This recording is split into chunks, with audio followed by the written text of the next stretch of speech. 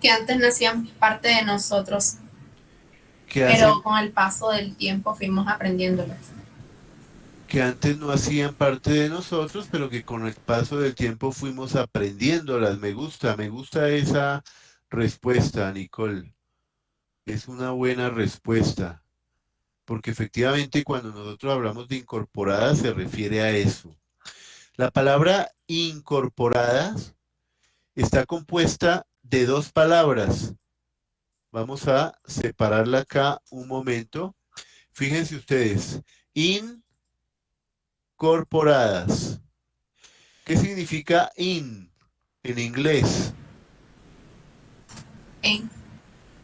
En, correcto. Y tiene otra acepción muy similar que es dentro, dentro de, dentro de. Entonces lo que nosotros queremos decir es que estas competencias deben estar dentro del cuerpo, dentro del organismo, dentro de su organismo. Estas competencias deben estar dentro de su organismo. ¿Cómo así que dentro de mi organismo? Sí, así como lo escucha. Estas competencias deben estar dentro de cada uno de ustedes, en su organismo, en su cerebro, en su corazón, en sus fibras nerviosas, en su sistema nervioso central. Allí deben estar incorporadas esas competencias. Ah, ya, pero ¿cómo vamos a hacer para que esas competencias estén incorporadas? Pues bueno, lo vamos a hacer a través de un ejercicio muy sencillo y necesito que me presten la máxima atención para explicarle cómo es que vamos a hacer para que estas competencias estén incorporadas, es decir, que estén dentro del cuerpo de cada uno de ustedes. Y lo vamos a hacer de la siguiente manera. Yo les voy a colocar a ustedes una pregunta tipo prueba saber 11 y ustedes lo que van a hacer es un trabajo a conciencia, un trabajo consciente, un trabajo con ciencia. Eso significa a conciencia, un trabajo que sea consciente. ¿Cómo lo van a hacer un trabajo consciente? Pues lo van a hacer de la siguiente manera. Usted tiene allí la pregunta y usted entonces va a comenzar a decir, bueno, voy a comprender esta lectura, estoy leyendo. ¿Será que sí estoy comprendiendo esta lectura de manera correcta? ¿Será que sí estoy comprendiendo integralmente esta lectura? ¿Será que sí estoy haciendo una lectura crítica? ¿O será que estoy haciendo una lectura inferencial? ¿O tal vez literal? Eso es lo que usted va a hacer. Usted se va a hablar a sí mismo, a sí misma. Se va a hablar. Bueno, estoy comprendiendo la lectura. Ahora voy a reflexionar y razonar. Voy a hacer un trabajo de reflexión y razonamiento. ¿Será que sí estoy reflexionando y razonando de manera adecuada? ¿Estará correcto mi razonamiento? Voy a tratar de mejorar mi razonamiento, voy a tratar de mejorar mi reflexión sobre este texto que estoy leyendo. Eso es lo que ustedes van a hacer. Ustedes se van a hablar a sí mismos, a sí mismas, se van a hablar de manera consciente, a conciencia. Ahora voy a comprender la pregunta. ¿Será que esto es lo que me están preguntando? ¿Sí será esta la pregunta que me están haciendo? ¿La estaré interpretando de manera adecuada? ¿Sí estaré comprendiendo bien la pregunta? Ahora voy a analizar cada respuesta. Es importante analizar cada respuesta. Estoy analizando estas respuestas. ¿Será que sí estoy haciendo un buen análisis? Voy a tratar de profundizar mi análisis. Voy a tratar de esforzarme un poco más para profundizar mi capacidad de análisis, para que esta competencia la pueda mejorar. Son cuatro respuestas que debo analizar y las voy a analizar una por una. Eso es hacer un trabajo a conciencia. Eso es hacer un trabajo de manera consciente, porque usted se está hablando a sí misma, se está hablando a sí mismo y está poniendo a funcionar su cerebro. Su cerebro está articulado con sus palabras, con su pensamiento. Su cerebro está articulado con la pregunta, con el texto que está leyendo. Y ahí hay una conexión entre su cerebro, su conciencia y la pregunta como tal. Ahora voy a descartar las respuestas improbables. De manera consciente lo estoy haciendo. Voy a descartar esta respuesta no es coherente, la voy a descartar. ¿Será que sí? ¿Sí estoy haciendo un buen descarte? ¿Será que sí estoy descartando de manera correcta? Eso usted lo va a decir de manera consciente. Y por último, vamos a escoger la respuesta correcta. Voy a seleccionar la respuesta acertada. Y ya conscientemente sé que la respuesta correcta es aquella que es coherente con el enunciado y con la pregunta. Revisemos, ¿será que sí es coherente? Eso es lo que vamos a hacer, jóvenes y jovencitas.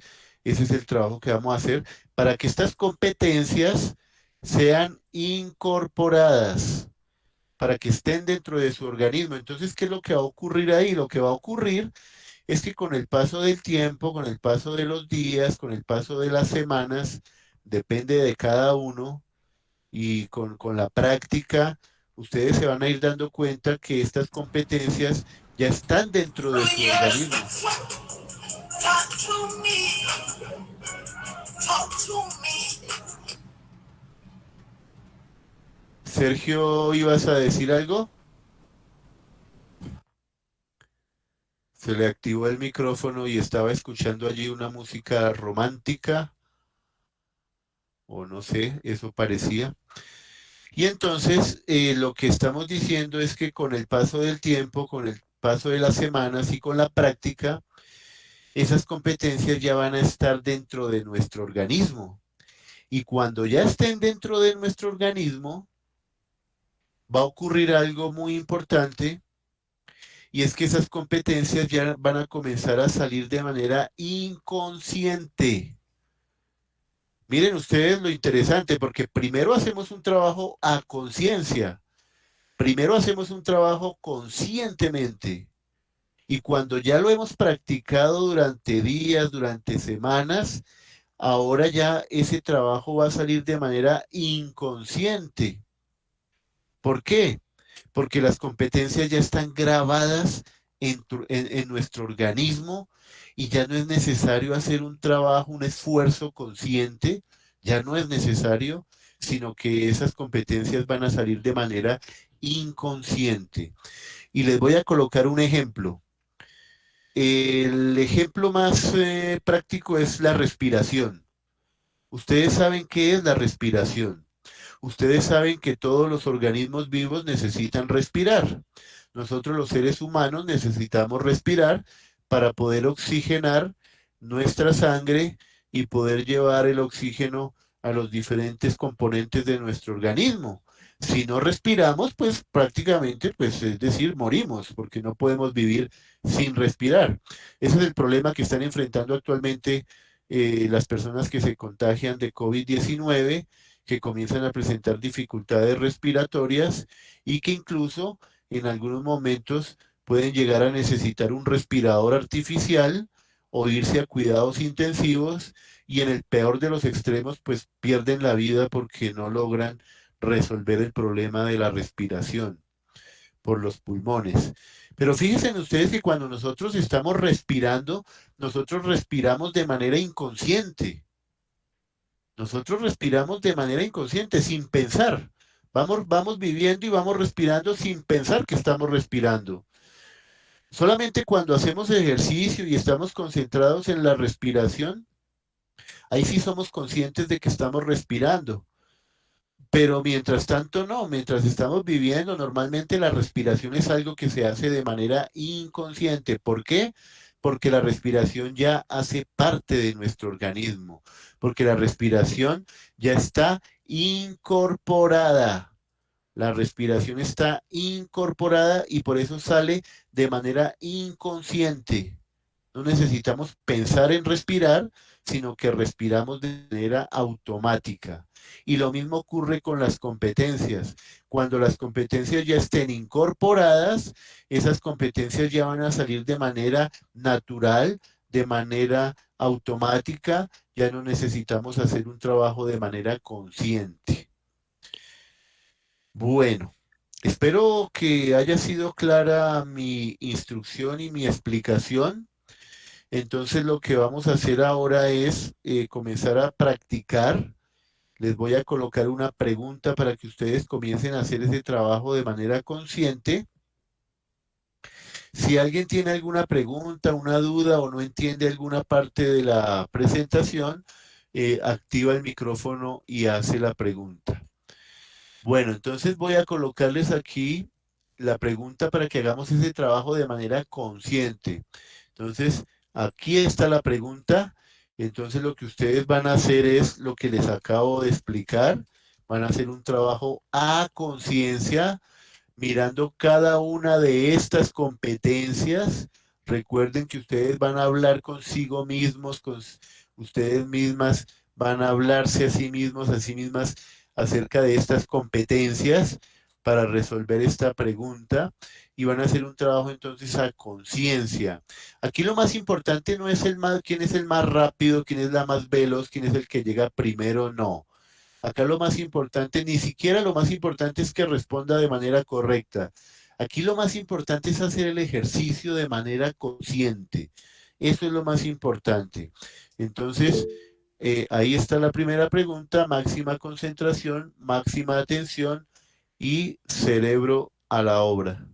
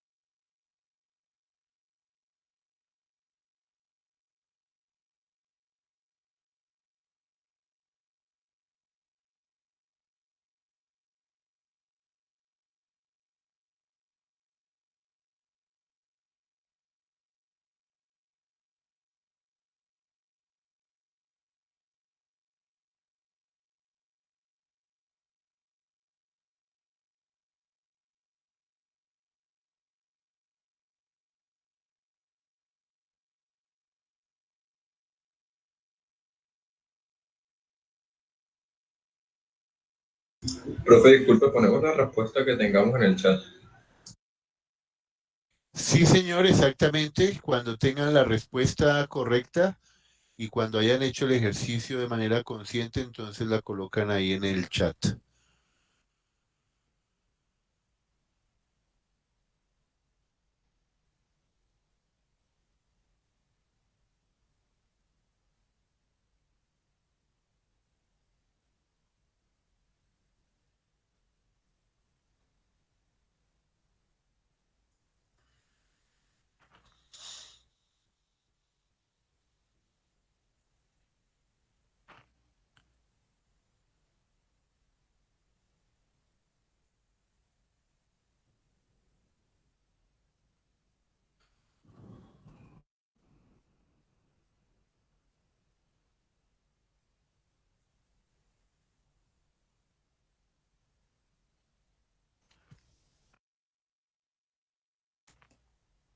Bueno, ahí ya han llegado las primeras respuestas.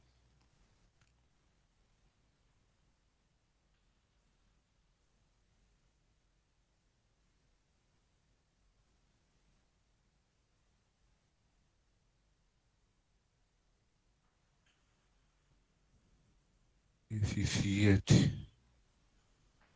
17 respuestas. 18. 18.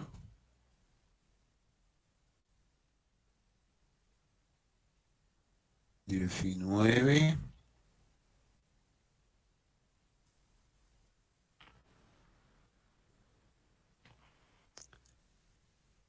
20. 20. Bueno, 21. 21. Bueno, listo. Entonces, vamos a mirar esta primera pregunta, vamos a analizarla, vamos a hacer el trabajo de manera consciente. Entonces dice aquí lo siguiente. Dice, durante la Edad Media, aquí lo primero que nosotros debemos tener en cuenta es que ya nos estamos ubicando en un contexto histórico, que es el contexto de la Edad Media.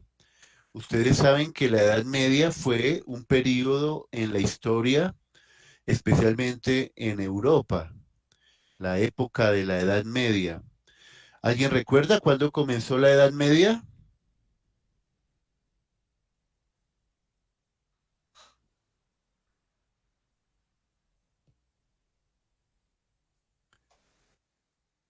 ¿Cuándo comenzó la Edad Media? Después de la caída del Imperio Romano, ¿no, profe?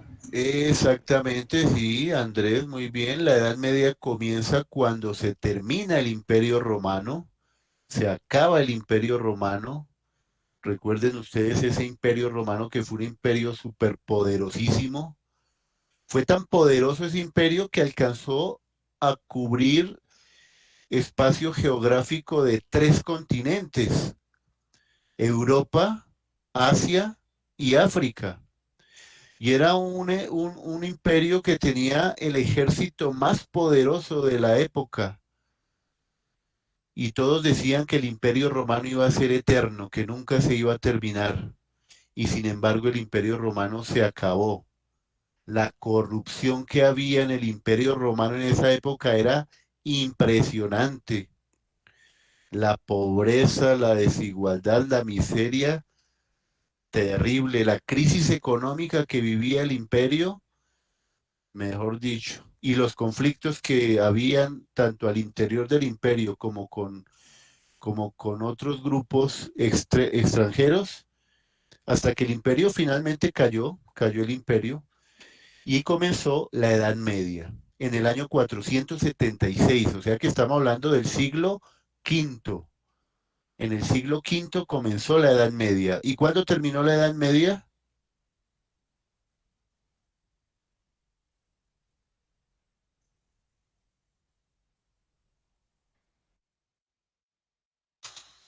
¿Cuándo terminó la Edad Media? ¿Con el Renacimiento? Bueno, el Renacimiento fue un momento muy importante, que hizo parte de ese proceso, Profe, pero no fue con el descubrimiento de América. exactamente, sí. El Renacimiento fue algo muy importante dentro de ese proceso para pasar a la época moderna, pero el momento específico fue la llegada de los europeos a América. La llegada de España, de Francia, de Inglaterra, de Alemania, de Portugal. Los portugueses llegaron a la zona donde hoy en día es Brasil. Los españoles llegaron a todo lo que hoy en día es desde México hasta Argentina, y los ingleses llegaron al norte de América. Y bueno, pues llegaron en el año 1492, me acuerdo tanto, el 12 de octubre de 1492. Me acuerdo mucho de esa fecha porque en esa fecha es cuando se conmemora el Día Internacional de la Raza, el 12 de octubre de 1492, el Día Internacional de la Raza. Y llegaron los europeos aquí a América y bueno, pues encontraron tantas riquezas, tanto oro, tanta plata, tantos recursos minerales, que prácticamente se llevaron todo lo que pudieron y más. Bueno, aparte de las masacres que cometieron contra los pueblos que vivían aquí en ese momento. Entonces estamos hablando de la Edad Media que terminó en el siglo XV. O sea que la Edad Media duró 10 siglos. 1000 años duró la Edad Media. Entonces estamos hablando, después de la Edad Media comenzó la época moderna. Es importante que nos ubiquemos históricamente. Se termina el Imperio Romano, comienza la Edad Media, dura 10 siglos la Edad Media, se acaba cuando los europeos llegaron a América en el año 1492, que comenzaron a llegar las famosas embarcaciones de Cristóbal Colón, la Niña, la Pinta y la Santa María. Eso significa que la Edad Media duró 10 siglos y ahí comenzó la época moderna, que es la época en la que estamos viviendo actualmente y que es una época que lleva hasta el momento 500 años. Llevamos 500 años de época moderna. Bueno, entonces dice aquí que durante la Edad Media la filosofía se caracterizó por ser eminentemente teológica.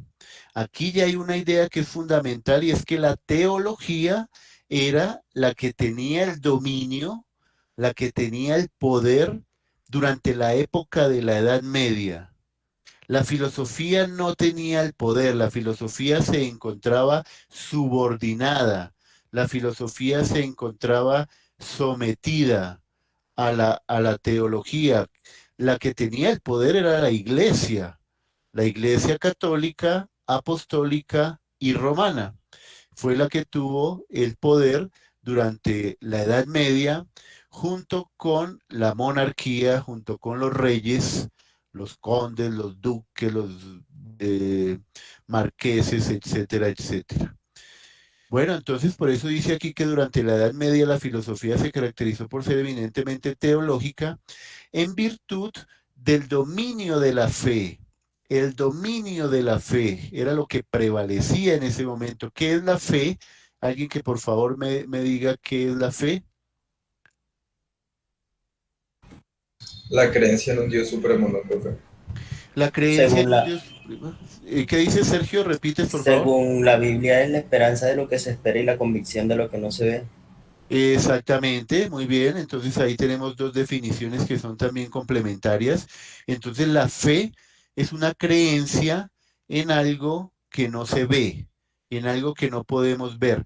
Por eso es que se dice que la fe es ciega, porque la fe no ve aquello en lo que cree.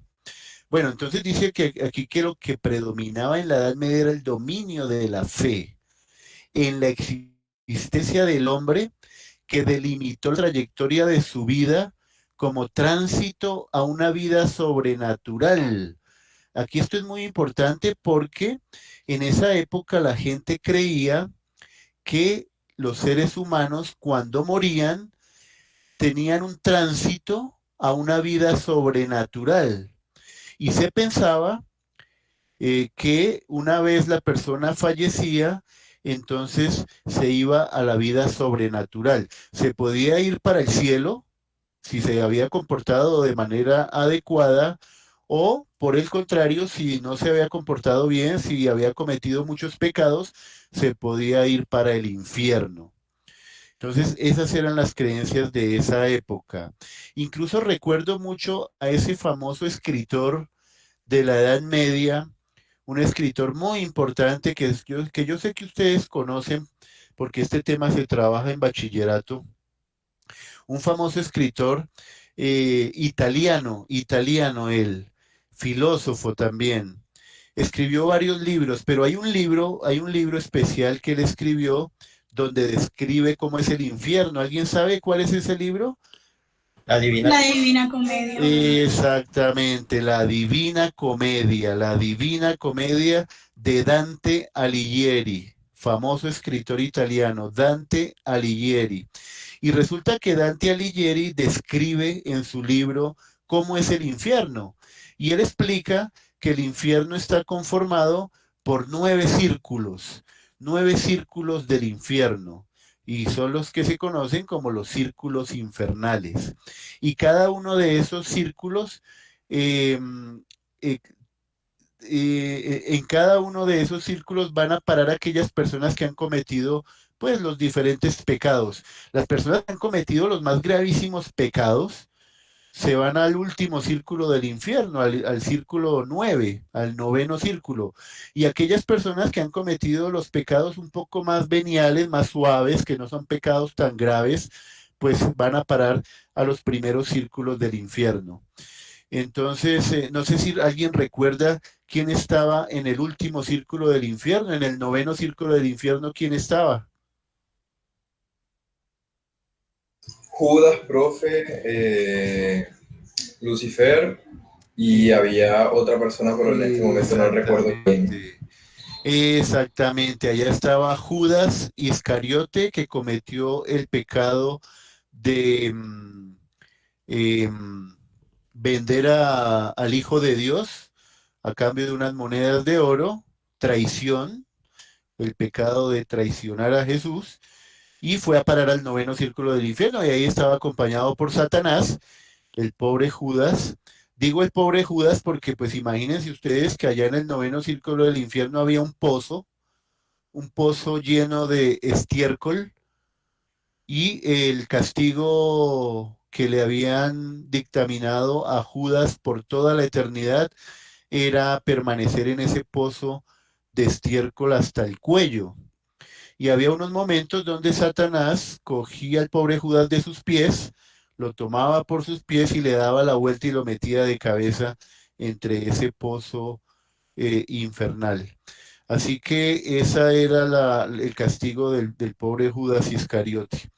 Bueno, entonces esa es la explicación que Dante Alighieri a través de la Divina Comedia ofrece acerca de cómo está configurado el infierno, y la Iglesia Católica en esa época, estamos hablando de la Edad Media, la Iglesia Católica asume como verdadera esa explicación que hace Dante Alighieri. Por eso la imagen que tenemos nosotros hoy en día del infierno es una imagen que viene de Dante Alighieri. Por eso cada vez que ustedes escuchan, no sé, ustedes tal vez han escuchado la frase que dice, uy, es que eso es muy dantesco, eso es muy dantesco, es algo muy horripilante, muy horrible, muy escabroso, muy satánico. Entonces, cuando se dice que algo es dantesco, hay que recordar a este gran escritor y filósofo italiano Dante Alighieri. Bueno, pues esas eran las creencias de esa época. Estamos hablando de hace 500, 600, 700 años. Bueno, aunque hoy en día también, ¿no? Hoy en día también se siguen manteniendo muchas de las creencias de la Edad Media, a pesar de que estamos en la época moderna, pues todavía se siguen conservando algunas tradiciones, ideas, planteamientos de la época de la Edad Media. Bueno, ¿qué dice acá? Dice, sin embargo, esta parte es fundamental. Acá dice, sin embargo, es decir, a pesar de todo esto, a pesar de que la filosofía se encontraba subordinada a la teología, a pesar que el dominio de la Iglesia Católica era el que prevalecía, a pesar de que existían una serie de creencias en esa época que eran impulsadas por la Iglesia Católica y que nadie podía oponerse a los planteamientos de la Iglesia Católica, porque si no era condenado a la hoguera, como muchas mujeres que fueron condenadas a la hoguera, que fueron quemadas, mujeres que por lo general eran mujeres muy inteligentes y que tenían unos pensamientos diferentes a la Iglesia Católica, y que por sus pensamientos y que por sus ideas fueron condenadas y fueron quemadas para que su cuerpo fuera purificado por el fuego sagrado de la Iglesia Católica. Era lo que se pensaba en esa época. Por eso dice acá, sin embargo, la filosofía y la teología tuvieron sus propios objetos de estudio. Y digo que esto es muy importante. Que la filosofía haya podido tener su propio objeto de estudio fue un asunto fundamental. La filosofía se basó en la razón y la teología en la fe. Cada una se encargó de su propio objeto de estudio. Filosofía, razón; teología, fe. Y digo que esto es muy importante porque gracias a eso, gracias a que la filosofía logró construir su propio objeto de estudio, que fue la razón, es que se construyeron las condiciones para cambiar, para transformar esa época de la historia, para revolucionar lo que vino también acompañado del Renacimiento, de la Ilustración y de la Revolución Francesa, y que por todas esas razones, finalmente, pues, la Edad Media quedó en el pasado y pudimos llegar a la época moderna, a la época de la ilustración y a la época del conocimiento, gracias en buena medida a que la filosofía logró, en medio de esas condiciones difíciles en las que tuvo que vivir durante la Edad Media, logró construir su propio objeto de estudio, que fue la razón. Muy bien. Eso es lo que nos está planteando este texto. Esa es una lectura de lo que está diciendo este texto. Recuerden ustedes que estamos haciendo un ejercicio a conciencia. Y ahora viene la pregunta. Dice, de lo anterior se infiere que, lo que nos están preguntando aquí es, ¿qué podemos inferir? ¿Qué inferencia podemos hacer basados en esto que hemos leído? ¿Qué podemos inferir? Y viene la respuesta A. La razón podría explicar las verdades que habían sido reveladas por Dios. Bueno, pues esto lo podemos descartar porque la razón era la encargada de estudiar todos los componentes de la filosofía, y si se trataba de explicar las verdades reveladas por Dios, pues la más adecuada no era la filosofía, sino la teología. Por eso esta primera respuesta no es correcta. La B, la filosofía y la fe conforman los dos elementos fundamentales en el desarrollo del pensamiento medieval. Esta respuesta es coherente. Precisamente esto podemos inferirlo de la lectura, porque la filosofía y la fe son los dos elementos fundamentales del pensamiento de la Edad Media, del pensamiento medieval. Y entonces cada vez que ustedes recuerden la Edad Media, deben recordar también que la filosofía y la teología, que la razón y la fe eran los dos elementos fundamentales del pensamiento en esa época. Esta respuesta parece que debe ser la correcta. Vamos a mirar la C. La filosofía es la herramienta que usan los nuevos filósofos para llegar a comprender la esencia divina. No, no, no, no. Si se quisiera llegar a comprender la esencia divina, pues lo que habría que hacer es estudiar teología, no filosofía, porque la filosofía se encarga de la razón y la teología se encarga de la fe. Y la última, la D, dice, la salvación y el conocimiento de Dios se logra a través del pensamiento filosófico. No, tampoco es así, porque si se quiere, si se pretende llegar a la salvación es aquellas personas que han cometido pecados a lo largo de su vida, que han sido personas pecadoras, pecaminosas, que han sido personas malvadas, que han cometido cuanto pecado se les ha cruzado por la vida.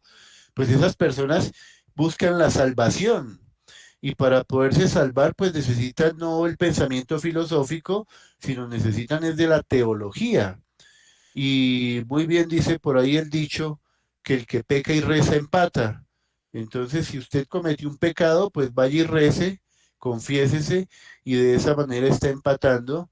Y eso era lo que hacían en esa época, pues, los creyentes de la Iglesia Católica. Entonces, la respuesta correcta es la B.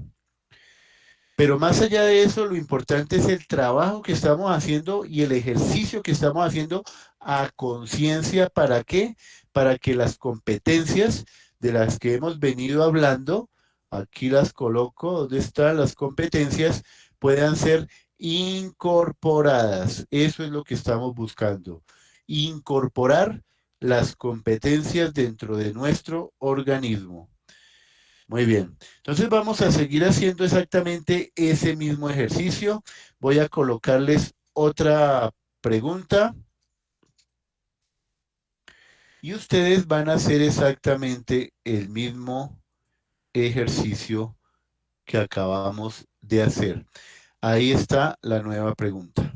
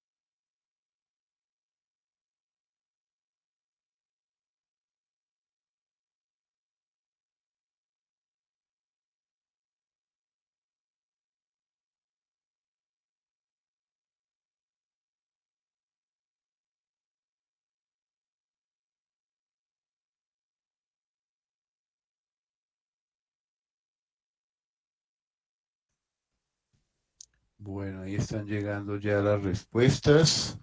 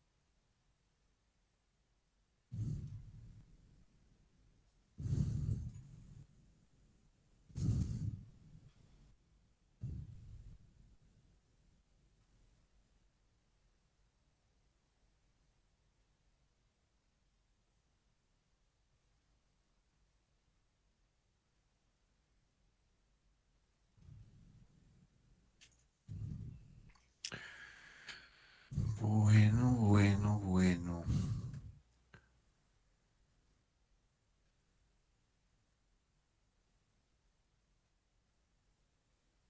Van 14 respuestas hasta el momento. Esperemos que lleguen otras pocas. 15.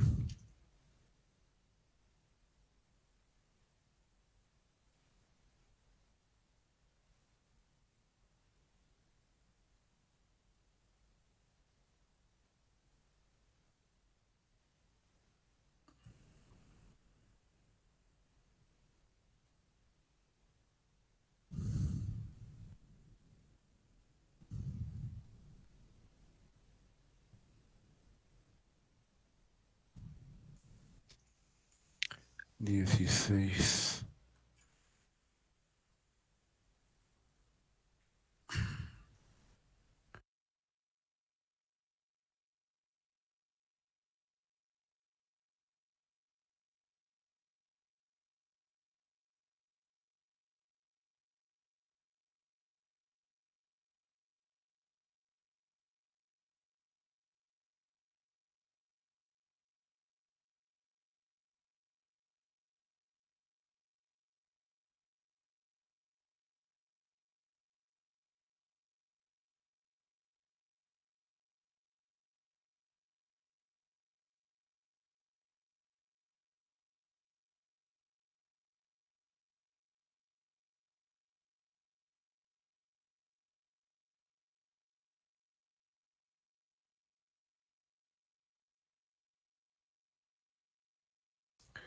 Bueno, 17, 18. Bien. Bueno, vamos a mirar entonces esta nueva pregunta. Vamos a hacer el ejercicio. Y dice lo siguiente. De acuerdo con el filósofo alemán Immanuel Kant, este es uno de los más importantes filósofos de la época moderna. Aquí ya estamos hablando de la época moderna. Ya la Edad Media se acabó. Ya la época medieval, la época en la que dominaba la Iglesia Católica, ya se acabó. Ahora estamos en la época moderna. Y este filósofo alemán, Immanuel Kant, es uno de los grandes representantes de la filosofía de la modernidad, de la filosofía moderna. Es importante que ustedes sepan que Alemania es considerada como la cuna de la filosofía moderna. Alemania es la cuna de la filosofía moderna. ¿Por qué se dice que es la cuna de la filosofía moderna?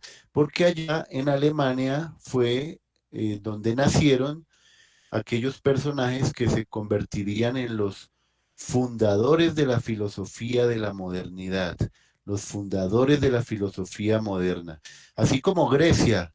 Grecia fue la cuna de la filosofía antigua, porque allá en Grecia fue donde nacieron aquellos personajes que se convertirían en los fundadores de la filosofía antigua. Platón, bueno, antes de Platón, Anaximandro, Anaxímenes, Heráclito, Leucipo, Sócrates, Platón, Aristóteles, la filosofía antigua. Pero Alemania es la cuna de la filosofía moderna. Y Kant es uno de los principales representantes, pero hay muchos más. Está Fichte, está Hegel, está Engels, está Marx, está Heidegger. Alemania ha sido un país que se ha caracterizado por ser una potencia en el campo de la filosofía moderna. Muy bien. Entonces estamos diciendo que de acuerdo con el filósofo alemán Immanuel Kant, la ilustración es la salida del hombre de su condición de menor de edad, de la cual él mismo es culpable. Esa es la frase que hemos tomado de Immanuel Kant. La ilustración. Esta palabra ilustración, ¿qué significa? Cuando ustedes escuchan la palabra ilustración, ¿qué es lo que les viene a su cerebro, a su cabeza? ¿Qué significa la palabra ilustración?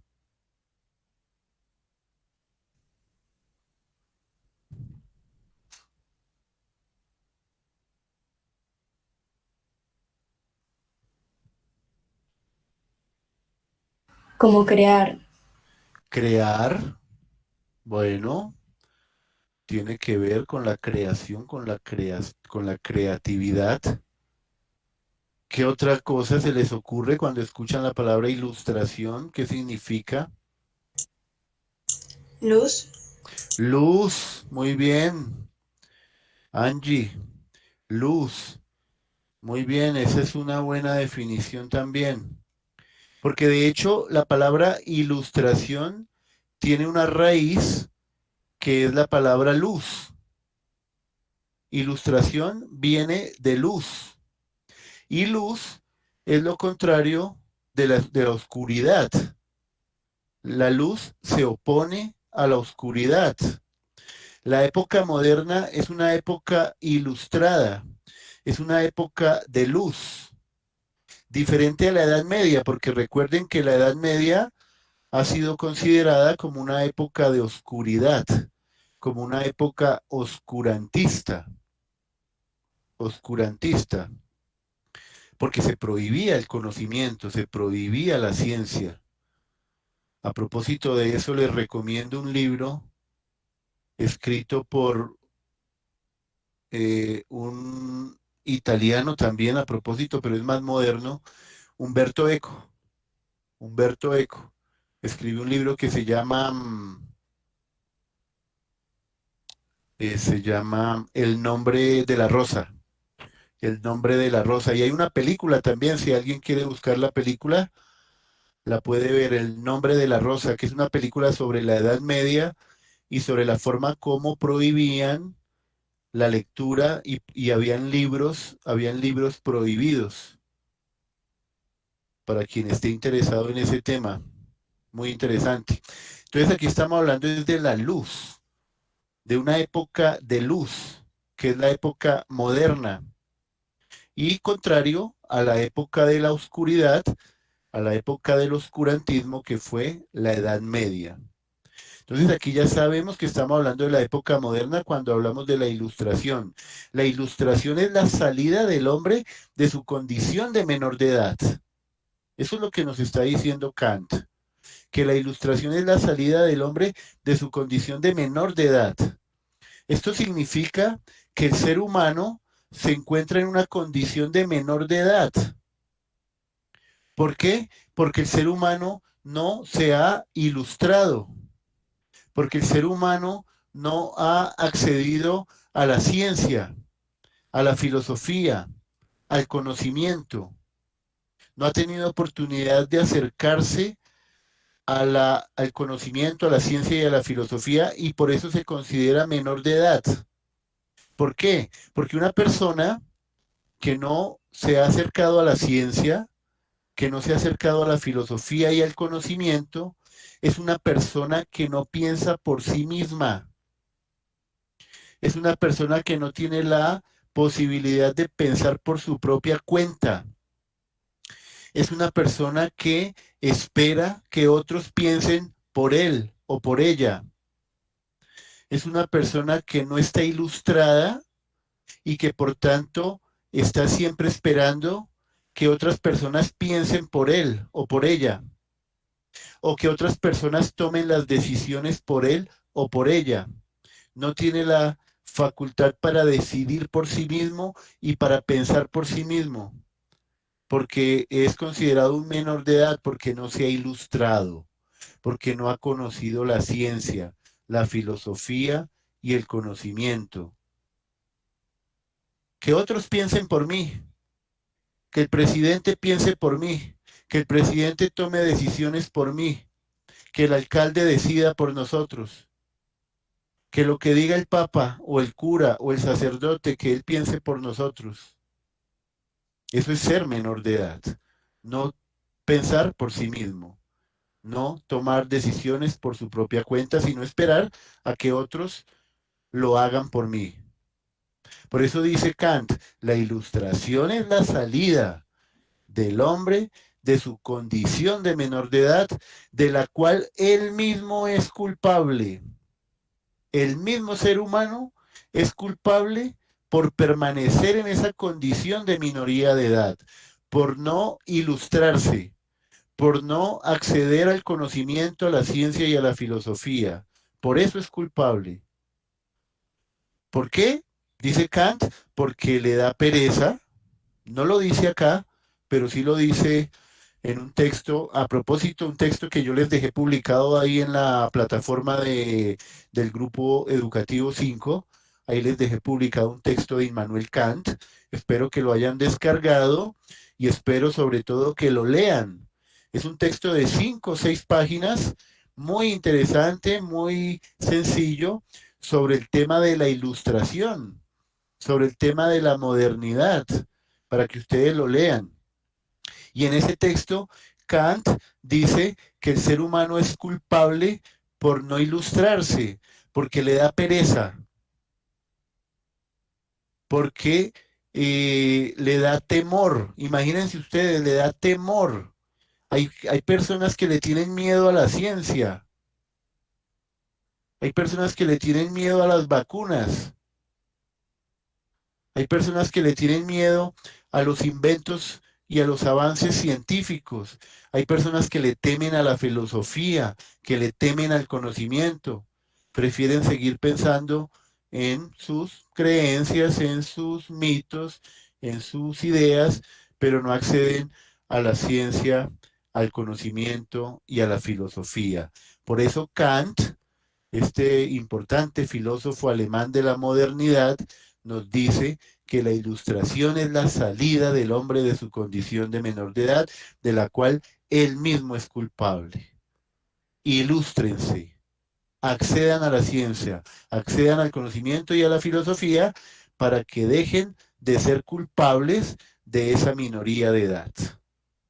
Eso es lo que nos está diciendo Kant. Esa es la enseñanza de este filósofo. Esto significa que, ¿qué es lo que significa esto? Es la pregunta que me están haciendo. ¿Qué significa esto? A. Los menores de edad se encuentran por su condición incapacitados para reflexionar filosóficamente y adoptar sus propias decisiones. No, esto no es cierto. Los menores de edad no se encuentran por su condición incapacitados, no. Ningún ser humano es incapaz. Ningún ser humano es incapaz. Ningún hombre, ninguna mujer son incapaces para reflexionar filosóficamente y adoptar sus propias decisiones. Todos tienen la capacidad. Lo que pasa es que algunos no la utilizan.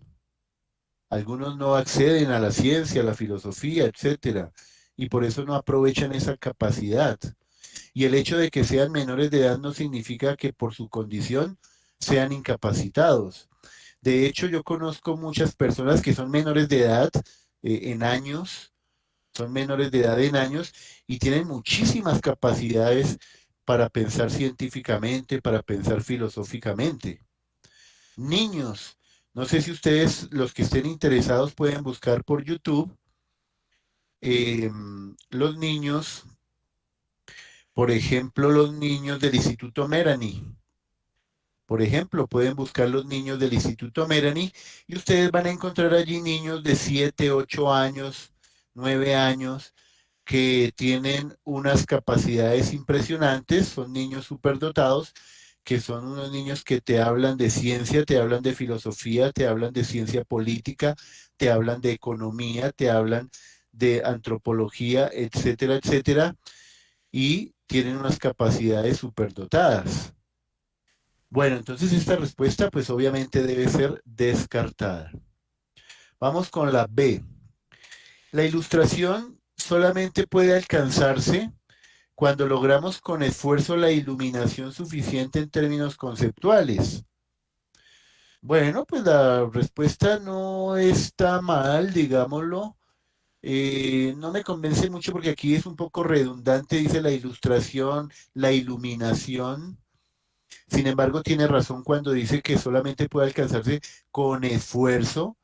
Ser una persona ilustrada requiere de esfuerzo. No es fácil ser ilustrado porque hay que dedicar tiempo a la lectura, a la investigación, al análisis, ¿ya? Al conocimiento hay que dedicar esfuerzo. A veces uno se puede cansar, a veces uno se puede agotar, pero hay que seguir insistiendo. Sin embargo, no me genera mucha confianza esta respuesta, no la puedo descartar de todas maneras. Vamos con la C. La persona que decide ilustrarse deja a un lado su condición de menor de edad. Esto es lo que nos quiere decir Kant. Exactamente esto es lo que nos quiere enseñar este filósofo alemán. Toda persona que decida ilustrarse deja a un lado su condición de menor de edad porque comienza a pensar por sí mismo y comienza a tomar decisiones por sí mismo. No depende de lo que le diga el alcalde, de lo que le diga el gobernador o de lo que le diga el gobierno. Es más, esa persona ilustrada puede comenzar a cuestionar, a exigir, a criticar al alcalde, al presidente, al papa, al sacerdote, etcétera, a cuestionarlos, porque ya es ilustrado y ya no es un menor de edad que está supeditado o que está esperando que otros piensen por él o tomen decisiones por él. Entonces parece que la respuesta correcta es la C. Vamos con la última, la D. Todos los adultos, por su condición, son ilustrados y por tanto carecen de la culpa de la minoría de edad. Bueno, aquí hay algo que no es correcto porque no todos los adultos por su condición son ilustrados, eso no es cierto. De hecho, es lo contrario. En Colombia, lamentablemente, Colombia no es una sociedad ilustrada. Nosotros no somos un país ilustrado. Somos un país que todavía tiene anclado su pensamiento en buena medida en la Edad Media. No somos un país todavía moderno, en el pleno sentido de la palabra, todavía no somos modernos, somos medievales todavía. Nos falta trabajar mucho para poder alcanzar una sociedad moderna. Y una sociedad moderna, un pueblo, un país moderno, es un país donde la ciencia, la filosofía y el conocimiento juegan un papel importante, pero lamentablemente en nuestro país, pues no todos tienen oportunidad de ir a la educación superior. Mis padres, por ejemplo, no fueron a la educación superior. Mis abuelos tampoco tuvieron la oportunidad de ir a la universidad. Tuvieron que dedicarse a resolver sus problemas personales, familiares, etcétera, y tampoco contaron con los recursos suficientes para ir a la universidad, porque ustedes saben que para ir a la universidad se necesita de recursos económicos. Lamentablemente no toda la juventud en Colombia tiene asegurada la educación universitaria. Hace poco, de hecho, el Congreso de la República rechazó el proyecto de gratuidad para la educación superior. Y entre otras cosas, pues esa es una de las razones por las cuales se está adelantando actualmente en el país un paro nacional, por el derecho a la educación superior y por el derecho a ser ilustrados. Entonces en Colombia lamentablemente no somos ilustrados. Entonces esta frase de que todos los adultos son ilustrados no es cierta. De hecho hay muchos adultos que no son ilustrados. Y esto, bueno, pues ya representa un asunto eh, pues complejo dentro de la sociedad colombiana. Un pueblo ilustrado es un pueblo que no permite ser sometido. Un pueblo ilustrado es un pueblo autónomo y es un pueblo rebelde. Y un pueblo ignorante, pues un pueblo ignorante es un pueblo que se deja someter fácilmente, un pueblo ignorante es un pueblo que vive subordinado y esperando que otros decidan por él y piensen por él. Entonces aquí la respuesta correcta es la C. Y la invitación que hace Kant es a ilustrarse. Todos a ilustrarse. Jóvenes, jovencitas, adultos, adultas, población mayor, etcétera, todos a ilustrarse, a conocer de la filosofía, a conocer de la ciencia y a conocer de todo lo que tiene que ver con, con, con el aprendizaje y con el conocimiento, porque es la única manera de alejarnos de la Edad Media y empezar a construir una sociedad moderna, ilustrada, con justicia, con derechos, etcétera, etcétera, etcétera. Mire todo lo que nos enseña Kant, un filósofo que vivió hace 300 años y todo lo que nos sigue enseñando desde esa época. Bueno, muy bien. Lo importante aquí es que estamos haciendo un ejercicio a conciencia para incorporar las competencias que todos necesitamos. Entonces vamos a seguir con este trabajo, haciendo este ejercicio a conciencia. Así que les voy a dejar una nueva pregunta. Una nueva pregunta. Ahí va la nueva pregunta. Atentos, concentrados. Ahí está.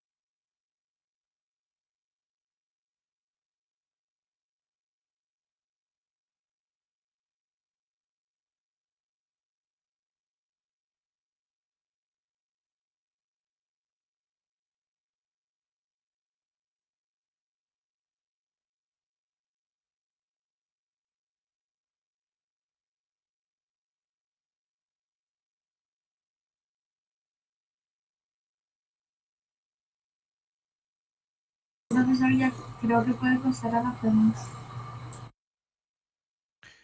Sí, señora. Entonces vamos a pasar a la siguiente imagen para que tengan ustedes también la... Permítanme. Ahí está. Ahí está tanto la pregunta como el enunciado para que lo tengan en cuenta.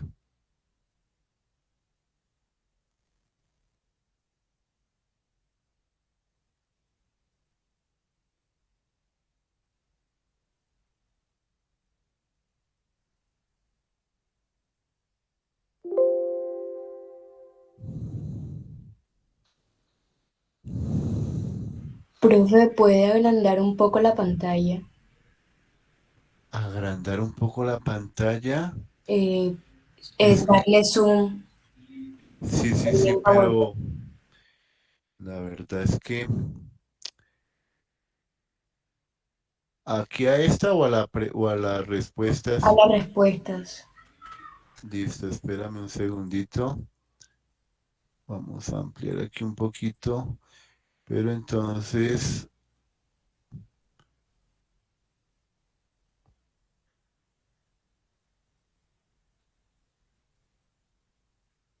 ahí cómo te parece, ¿alcanzan a ver bien Ah, ahí? sí, muchas gracias, profe. Ok, listos.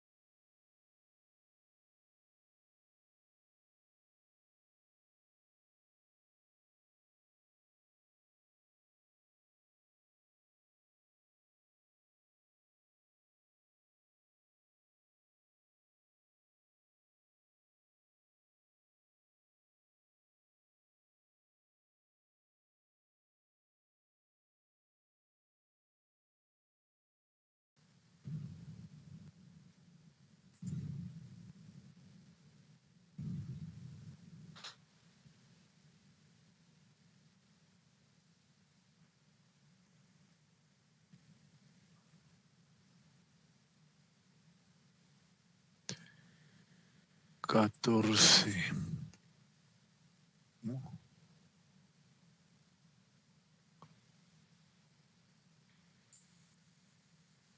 15.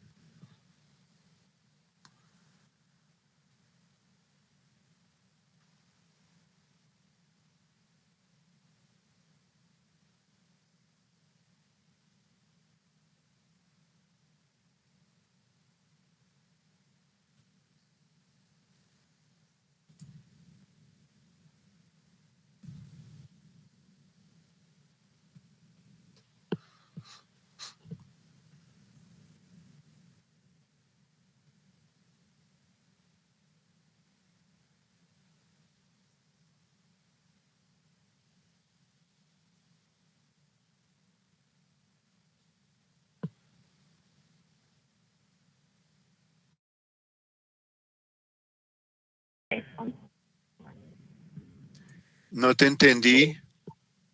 Pero yo tengo una pregunta mientras los demás contestan. Es que en la plataforma de Educativo 5, usted dice que no tenemos todo. ¿Será que solamente me pasa a mí o es que no No, escucho profe, bien? yo tampoco la escucho bien. ¿Hay alguna dificultad en el sonido de tu micrófono, Nicole? No te alcanzamos a escuchar bien. Escuché algo que estabas diciendo de la plataforma del Grupo Educativo 5, pero no entendí bien qué era lo que decías. Si quieres escribirlo,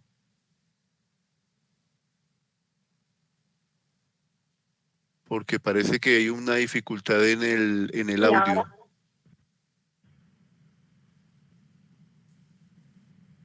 Ahora sí me escuchan. Trata de hablar un poquito más fuerte y más despacio.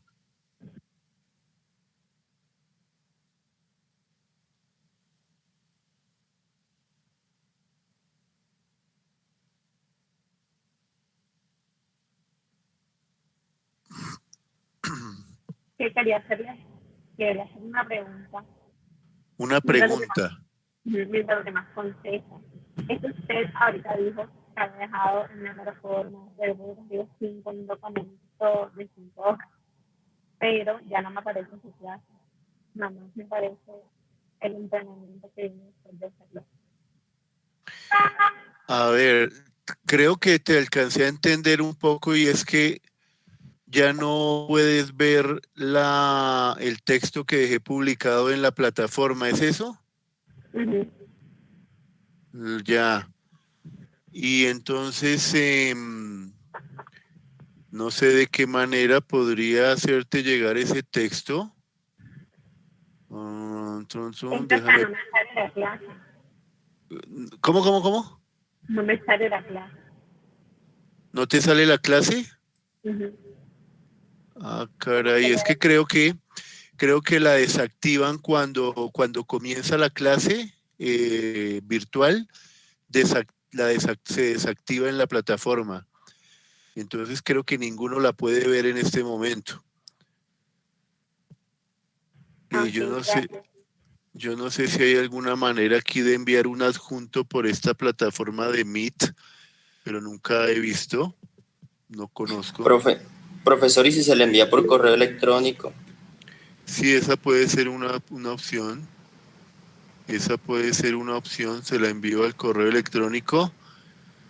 Y si quieres, escríbeme la dirección de correo electrónico y te envío el documento de Kant, que es muy bueno, buen texto. ¿Qué es la ilustración? Son 5 o 6 páginas. Y lo que pasa es que no te digo que lo busques a Angie. Angie dice que te lo va a enviar el documento. Angie lo logró descargar, entonces ella te lo envía. Porque lo otro era que lo buscaran por internet, pero lo que pasa es que hay varias versiones. Hay varias versiones de ese documento en internet, entonces la mejor versión fue la que yo les publiqué ahí en el grupo, porque ustedes saben que eso viene traducido del alemán. viene traducido del alemán y no todas las traducciones son iguales. Hay unas traducciones que son muy regulares. En cambio, la que yo les publiqué ahí es la mejor traducción que hay de ese texto. Entonces, gracias a Angie que va a reenviarle el documento a Nicole.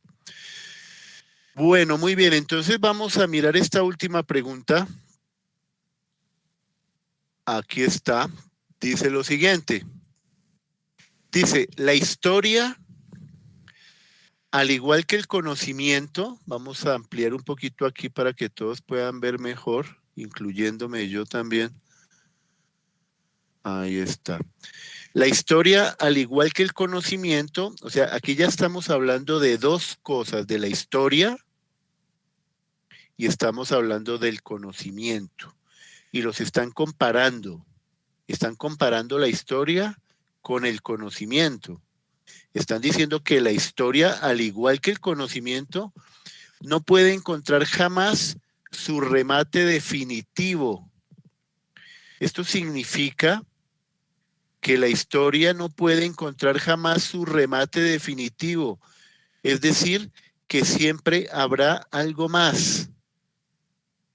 La historia no se acaba, que la historia no se termina, que siempre habrá algo nuevo por construir, un mañana diferente, que la historia está cambiando de manera permanente. Lo mismo que el conocimiento.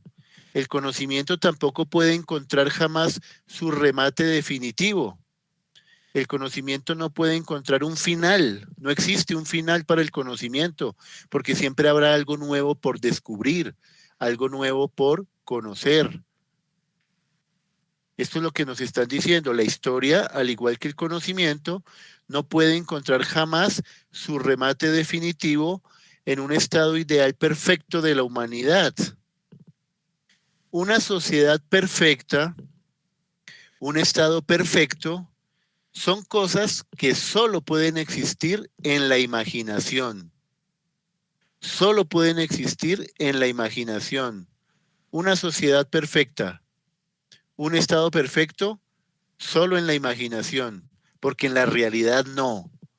En la realidad no es posible una sociedad perfecta, un estado perfecto. No son posibles, porque la sociedad y el estado van cambiando de manera permanente, todos los días están cambiando. No se puede llegar a una perfección, porque la perfección no existe.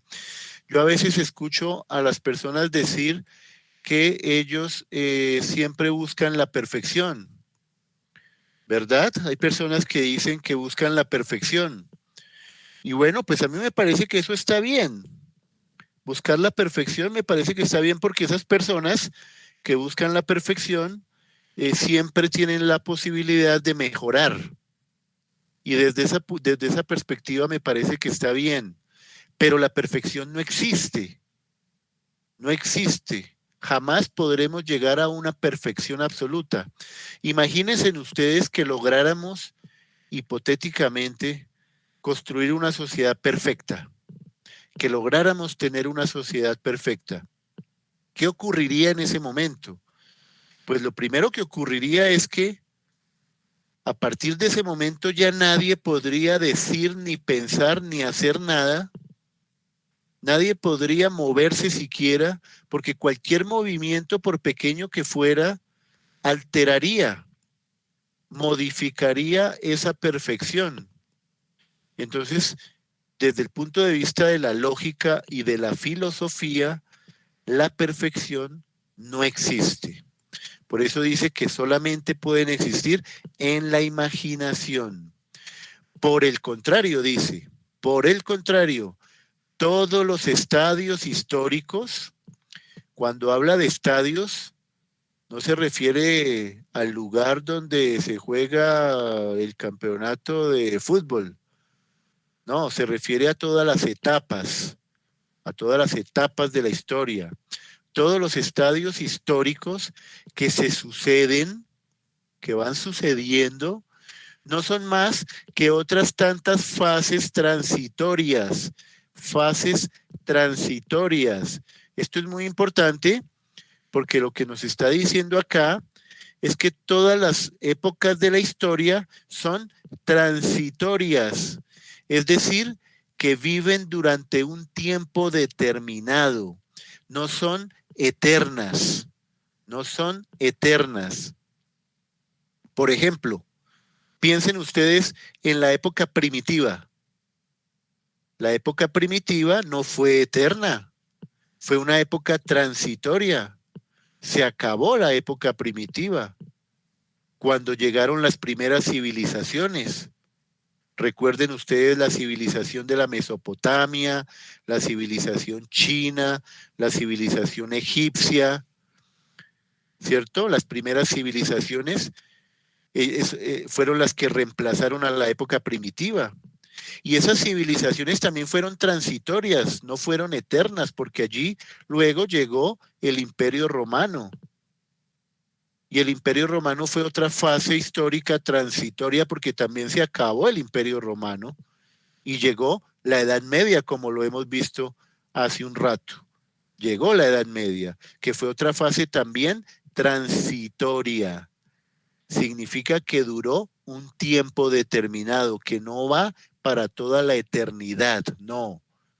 Se acabó la Edad Media también y empezó la época moderna, que es la época que estamos viviendo actualmente y que es una época que también se va transformando porque también es transitoria, no es una época eterna. Entonces, por eso dice que no son más que otras tantas fases transitorias en el proceso infinito de desarrollo de la sociedad humana desde lo inferior a lo superior, desde la época primitiva, pasando por la Edad Media, y llegando hasta la época moderna, hasta la época contemporánea, que es la que estamos viviendo actualmente. Luego dice que todas las fases son necesarias. Por supuesto, la época primitiva fue necesaria. La época de las grandes civilizaciones fue necesaria. La época del Imperio Romano, de la Edad Media, fueron épocas necesarias.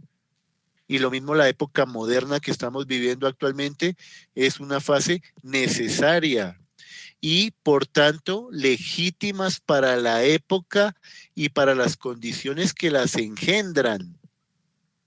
Esto es importante entenderlo porque todas las épocas de la historia son legítimas, pero para la época primitiva fue legítima, pero para esa época ya no sería legítimo seguir viviendo como se vivía en la época primitiva.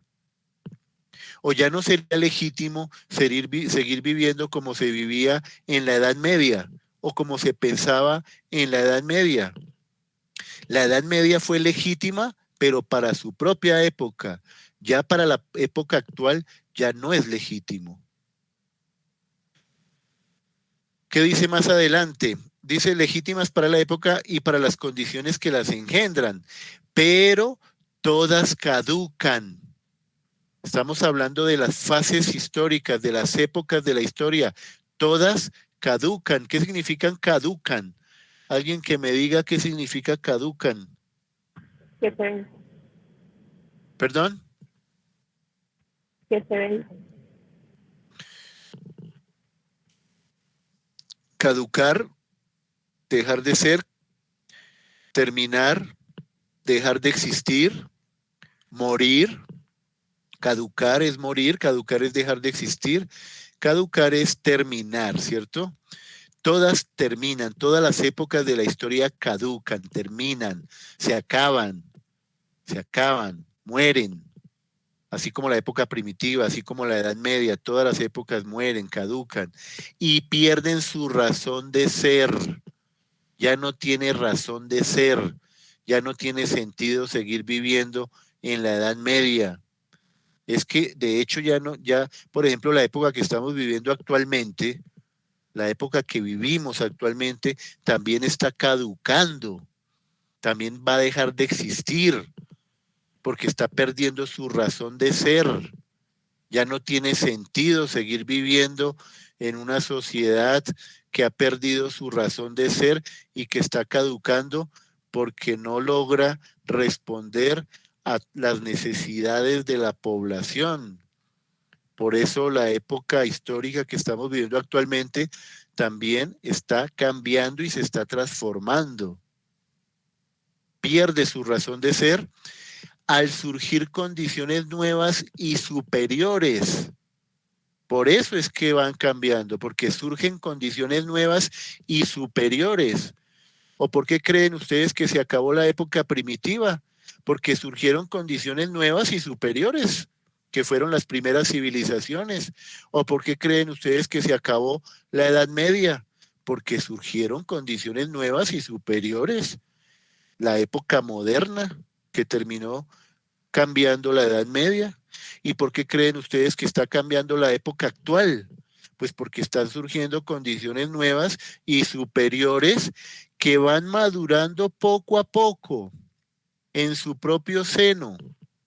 Van madurando, esas condiciones nuevas y superiores van madurando poco a poco dentro de la misma época que estamos viviendo. Tienen que ceder el paso, dice acá, tienen que ceder el paso a otra fase más alta, a la que también le llegará en su día la hora de caducar y perecer. Entonces lo que nos está enseñando este texto es que todas las épocas de la historia son necesarias, pero con el tiempo van surgiendo condiciones nuevas y superiores que van cambiando esa realidad, que van transformando esa realidad, esa historia, la van transformando y van surgiendo nuevas épocas. Y esas nuevas épocas que van surgiendo también están sometidas al cambio permanente, a la transformación permanente. Nada es eterno, nada dura toda la vida. Todo va cambiando, todo se va transformando. Lo que hoy es verdadero, mañana dejará de serlo. Bueno, ahora miremos las preguntas. Vamos a ampliar un poquito aquí para que podamos ver mejor. Vamos a traer aquí al frente eso. Ahí está. De acuerdo con el anterior planteamiento expuesto por el pensador alemán, mira, aquí estamos hablando de otro filósofo alemán, también de la época moderna. Este filósofo es del siglo XIX, es un poco más actual. Friedrich Engels, el famoso amigo de toda la vida, amigo de Marx, otro pensador alemán. Podemos inferir ¿qué es lo que podemos inferir de esa lectura? A. La filosofía puede adoptar una verdad definitiva. Aquí ya encontramos un error, porque la filosofía no puede adoptar una verdad definitiva, no. La verdad no puede ser definitiva. La verdad no es absoluta, como en la Edad Media, que la verdad era absoluta. Lo que decía en la Biblia, esa era la verdad y nadie lo podría cuestionar. Nadie podía decir que lo que decía la Biblia era falso, o siquiera cuestionar lo que decía un pasaje bíblico. Eso era impensable. Pero aquí lo que estamos diciendo es que la filosofía no tiene verdades definitivas, no hay verdades absolutas, las verdades son también transitorias. Lo que hace 10 años era verdad, hoy ya no lo es. Lo que hoy consideramos verdadero, mañana ya no lo será, porque la verdad va cambiando también con el cambio de la historia y con el cambio de la sociedad. Por esa razón, la respuesta A debe ser descartada. Vamos con la B. La filosofía es una realidad legítima, propia de cada época. Sí, hasta ahí estoy de acuerdo. La filosofía es una realidad legítima propia de cada época, pero debe ser construida a partir de categorías históricas y de manera determinada. Aquí hay un error, porque la filosofía no puede ser construida de manera determinada. La filosofía no es determinada, no se puede determinar. La filosofía es indeterminada, porque no se puede fijar, no se puede encerrar. La filosofía es libre. La filosofía necesita de la libertad. La filosofía no se puede amarrar, no se puede sujetar. El pensamiento, para que se pueda desarrollar, necesita de la libertad. No puede ser determinado, determinístico, eso no. Debe ser indeterminado. Por esa razón debe ser descartada también esta respuesta. Vamos con la C. La filosofía representa un indeterminado cúmulo de posibilidades de pensamiento. Miren ustedes qué interesante lo que dice ahí. La filosofía representa un indeterminado, sí, es indeterminado porque no se puede determinar, no se puede precisar. Es un indeterminado cúmulo, un acumulado, un cúmulo de posibilidades de pensamiento. Imagínense ustedes cuántas posibilidades de pensamiento pueden existir. Eso es infinito. Por eso es un indeterminado cúmulo de posibilidades de pensamiento. Porque el pensamiento ante todo es libertario. El pensamiento ante todo es posibilidad de ser libre. Entonces dice aquí que un indeterminado cúmulo de posibilidades de pensamiento que se encuentra relacionada con la historia. Sí, la filosofía se encuentra relacionada con la historia en sus diferentes fases de desarrollo y cambio permanente.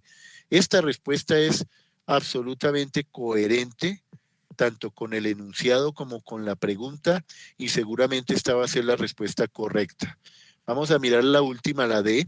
Dice, la filosofía lleva en su propio seno el germen de la historia. No, aquí hay un error porque es contrario. No es la filosofía la que lleva en su seno a la historia, es la historia la que lleva en su seno a la filosofía. Recuerden ustedes que la filosofía nació en la historia, más precisamente en Grecia, en la época antigua. Allá, en esa época nació la historia. No fue que la historia haya nacido en la filosofía.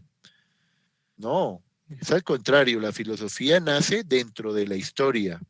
Entonces la respuesta D tampoco es la correcta. Así que la única respuesta correcta en este caso es la C. Bueno, y con esta última pregunta pues hemos llegado al final de nuestra sesión de trabajo. Espero que haya sido de utilidad. Espero que continúen trabajando también por su propia cuenta, avanzando, leyendo, aprendiendo, conociendo. Hay que ilustrarse, hay que trabajar en esa ilustración.